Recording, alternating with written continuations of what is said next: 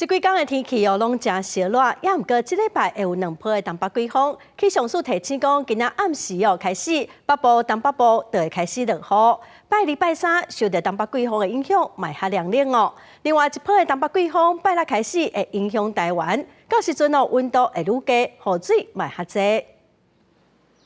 这几天水气减少，早时暗时温度差较济。北台湾即时高温嘛逼过30度。中央气象署表示，这礼拜开始会阁有2阵东北季风，头一阵为阴暗开始，北台湾甲东部一方面就会开始落雨。即时高温嘛会降低，一直到拜四温度才会回升。那中南部各地头普遍是维持早暗较凉，中昼较热的天气。明天，特别是今天晚上开始。北台湾的天气会有明显的转变，云量在今晚开始变多，接着开始下一波比较明显的雨。到了明天呢，这个雨就可能是一阵一阵、断断续续的小的，慢慢累积起来的。那特别留意就是在宜兰、基隆北海岸、大台北山区的这几个地方，可能比起其他区域来的更明显一点。明天的温度是一路往下掉，有可能这个温度就是在这种18度、19度这个地方徘徊。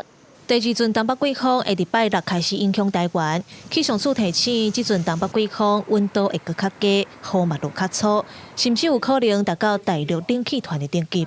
周五的时候还是有差不多27度左右，到了周六白天的高温就在20出头。可是最显著对大家感觉明显的，应该是在周日之后，可以看到红色线条的北台湾，它的温度呢，其实在低温表现上是降的比较低一点。目前我们做到可能是偏向是14度左右。